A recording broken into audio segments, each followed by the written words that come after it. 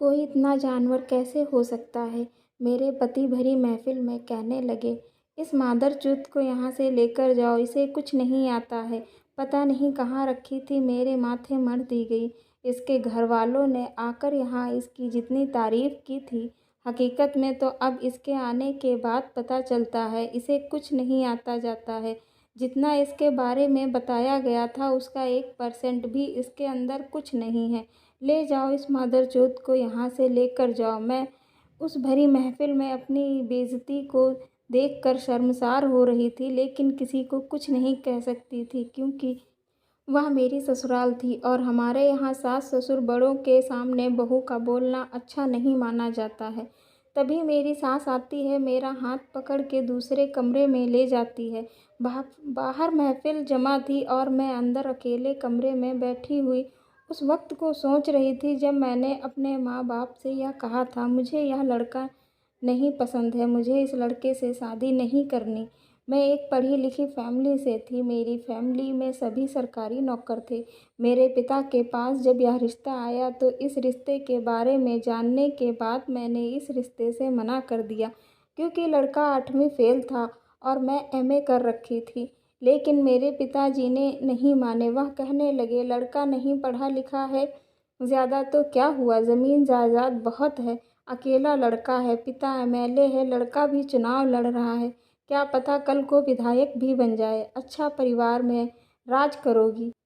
मैं फिर भी मना कर रही थी, मैं पढ़ी लिखी हूँ और मेरे लिए कम से कम पढ़ा लिखा लड़का तो देख लो, नहीं तो हमारी विचारधारा कभी नहीं एक हो पाएंगी। माँ कहने लगी सब विचारधारा मिल जाती है, तेरे पिताजी तो पढ़े लिखे थे, मैं नहीं पढ़ी लिखी थी। हमारी ज़िंदगी भी अभी तक अच्छे से चल रही है, हमारी भी विचारधाराएं बराबर मिल रही हैं। किसी ने मेरी नहीं सुनी और हमारी शादी करा दी गई। शादी होने के बाद जब मैं यहाँ आई तो मुझे पता चला लड़का पढ़ा लिखा कम होने के साथ साथ गुस्से वाला भी बहुत है।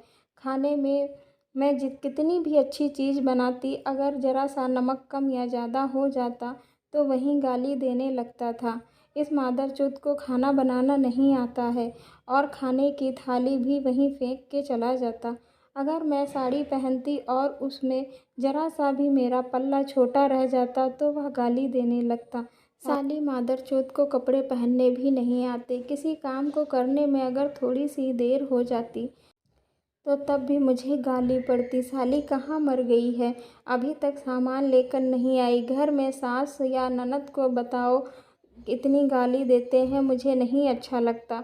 तो सास कहती अपना काम ढंग से कर लिया करो, फिर वह तुम्हें क्यों गालियाँ देगा। ससुराल में कोई भी अपने बेटे के खिलाफ एक भी बुराई सुनने के लिए तैयार नहीं था और न ही ससुराल वालों को अपने बेटे में कोई बुराई नज़र आती थी। हर बार मेरी ही गलती निकाल दी जाती थी। एक बार हमें किसी शादी में जाना था, मैंने इनके लिए कोट पैंट प्रेस करवा दिया। अब कोट पैंट को देखकर तुरंत गाली देनी शुरू कर दी। इस मादरचोद को यह नहीं पता मुझे कुर्ता पजामा पसंद है और मैं कुर्ता पजामा ही पहनता हूँ।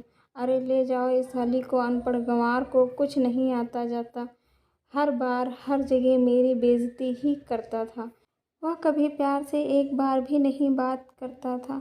मैं अपनी सास से कहती मुझे मायके जाना है, मुझे यहाँ अच्छा नहीं लग रहा है, तो मेरी सास कहती यहाँ किस चीज़ की कमी है जो अच्छा नहीं लग रहा है, इतना बड़ा घर है, सब लोग हैं, सबके साथ रहोगी, उठोगी बैठोगी तभी अच्छा लगेगा। मायके से ज़िंदगी नहीं कटनी है, ज़िंदगी यहीं से कटनी है। अगर मैं अपनी माँ से कहती मुझे यहाँ परेशानी होती है, यहाँ मुझे बात बात पर बेइज्जत किया करते हैं, गाली देते हैं, माँ कहती धीरे धीरे सब ठीक हो जाएगा। जैसे जैसे गृहस्थी में उसकी जिम्मेदारियाँ बढ़ेंगी वह सब समझने लगेगा। मैं अंदर बैठी हुई सब कुछ सोच ही रही थी कि इतने में मेरे पति अंदर आ जाता है और कहता है, मादरचोद तुम यहाँ बैठी हो, सब लोग बाहर, मेहमानों की देखभाल कौन करेगा।